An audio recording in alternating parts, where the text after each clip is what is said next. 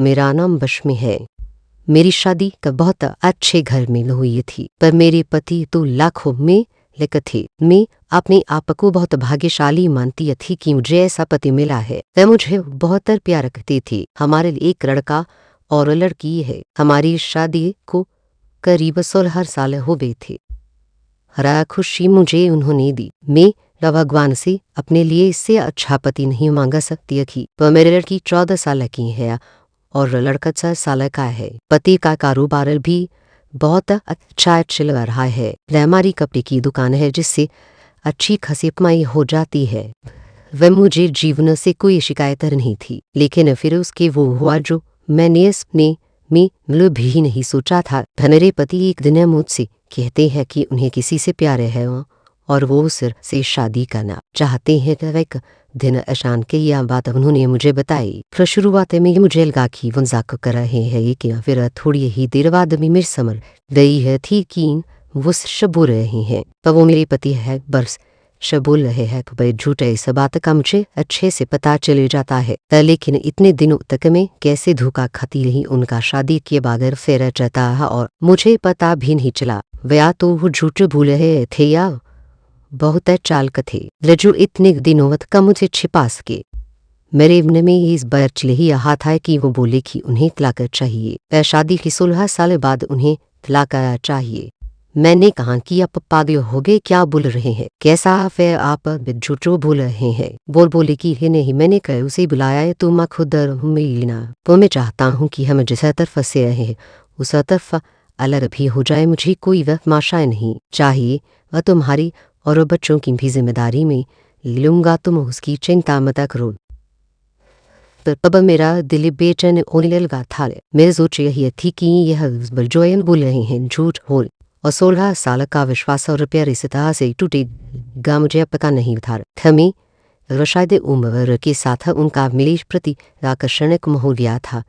वे वो कुछ घंटों के बाद कुमरी में आई, बोली कि मैं फिर दोहराना देता हूँ कि हम अच्छी तरह से पलग होती हैं। किसी तरह का नाटक में नहीं चाहता है।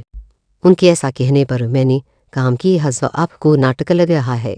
वाह, क्या हो गया है न आपको, आप पर तो ऐसे ही नहीं थे। यह कौन सा रूपा आपने मुझे दिखाया है। जो बोली कि मैं तलाक के पेपर रेडी करवाता हूँ।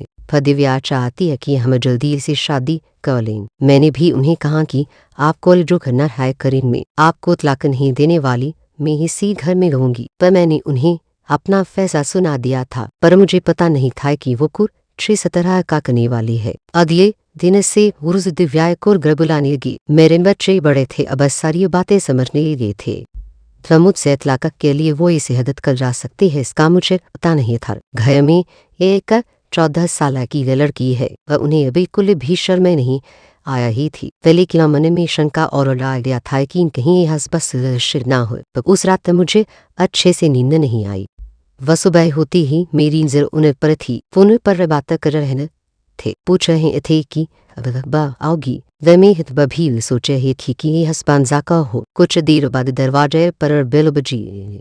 वह दौड़ कर दरवाजे पर लिए और में एक लड़की दरवाजे पर खड़ी थी। वो अंदर आई। अब उस लड़की को मैंने पहले नहीं देखा था, लेकिन वो सुंदर थी। वह उसकी उम्र 20-6 साल की थी। मुझे इस बात का किया नहीं हुआ था। जब मेरे पति ने उसे मुझसे मिलाया, कहा कि यह दिव्या है। तो मैं अपने कमा के सिलसिले में जब बाहर गया था तब मेरी मुलाकात इससे हुई। अब और फिर हमें अता ही नहीं चला कि हम एक दूसरे से प्यार करने लगी। उसे देख अरे में अब मैं मरे में चली गई। और 16 साल का विश्वास और प्यार इस तरह से टूटेगा मुझे पता नहीं था। मैं तो शायद उम्र के साथ उनका मेरे प्रति आकर्षण कम हो गया था। जो वो कुछ घंटों के बाद में हाय बोली कि मैं फिर दोहराना देता हूँ कि हम अच्छी तरह से अलग होती हैं। किसी तरह का नाटक में नहीं चाहता है।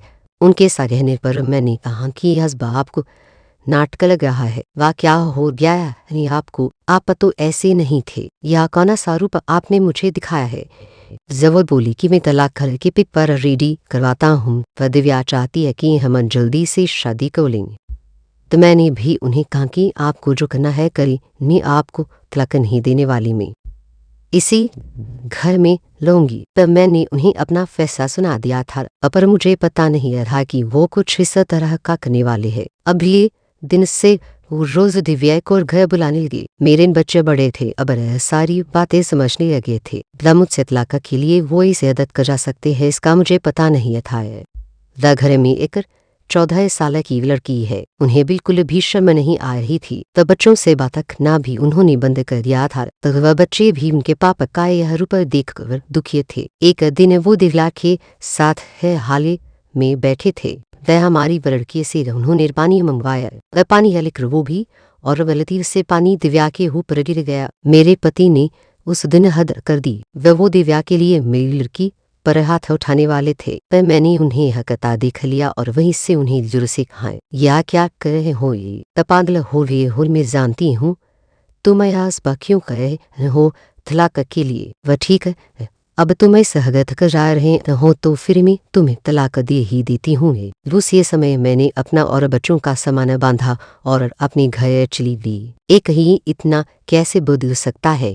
वह जो अपनी पत्नी और बच्चों पर जाने छिड़कता था, अब वो उन्हें देखना भी पसंद नहीं कर रहा। कह रही मैं अपने ही घर थी, उनका फोन मुझे आया, कहान की मैं तुम्हारी और बच्चों की जिम्मेदारी अभी भी उठाऊंगा। कुछ भी जरूरत हो तुम मुझे फोन कर सकती हो, मैं पैसे भिजवाता रहूंगा। तब मैंने कहा कि मुझे तुम्हारे पैसे की कोई जरूरत नहीं है, इसी के दम पर तुमने उस लड़की को इम्प्रेस किया है। मैं अपने बच्चों को संभाल सकती हूँ। उम्र के इस प्रभाव पर अकल इतनी अच्छी लाई जीने के बाद मुझे फिर काम करना पड़ेगा, इसका मुझे अंदाजा नहीं था। जिंदगी बाप को उठाकर पटक देती है, इसका आप अंदाजा भी नहीं लगा सकते। वह मुझे भी इतने सालों तक उनके साथ रहने के बाद कपड़े का अच्छा अनुभव हो चुका था, तो इसलिए मैंने भी अपने घर से कपड़े का काम शुरू करना चाहती थी। मैं उसे इंसान के पैसे नहीं लेना चाहती थी। उनका फोन मुझे आता है। वह बोलती कि तुम मुझसे पैसे ले सकती हो, नया काम शुरू करना है तो भी मेरे पैसे दे दूंगा।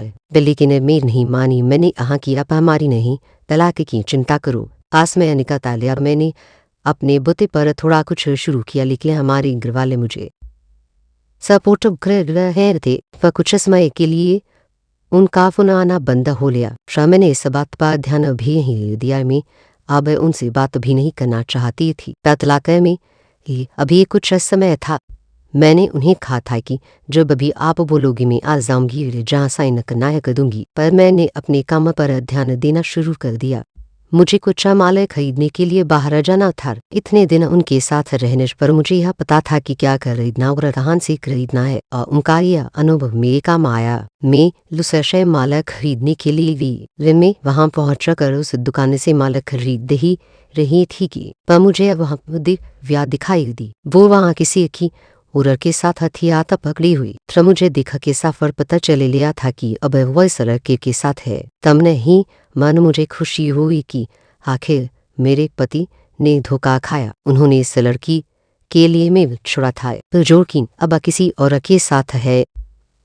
फिर मैंने मेरा सोचा कि अब किसी और को मैं धोखा नहीं खाने दूंगी, इसलिए मैंने उनका पीछा किया। यह वॉय के ऊपर रेस्टोरेंट में गई। मैं जाकर उन दोनों के सामने बैठ दी। हम मुझे देख कर उसके होश उड़ गए। वो उठकर जाना चाहती थी, लेकिन मैंने उसका हाथ थपका। मैंने उस लड़की का सच लड़की को बताना शुरू किया। मैंने सोचा था कि मेरे उसे सच बताकर उसकी आंखें खोल दूंगी, लेकिन कुछ और ही हुआ। उसने जो मुझे बताया उसे मेरे पैरों क्लेज में ना निकली। पर मैं वहां से भागते हुए कैसे भी अपने पति के पास जाना चाहती थी। पर मैं उनके घर जब वहां नौकरी में मुझे बताया कि वो अभी एरिया अस्पताल में। अस्पताल उनके घर से ज्यादा दूर नहीं रहता, बड़ा अस्पताल था। मैं वहां दी रिसेप्शन पर उनका नाम बता कब मुझे उनके कमरे का नंबर पता चला।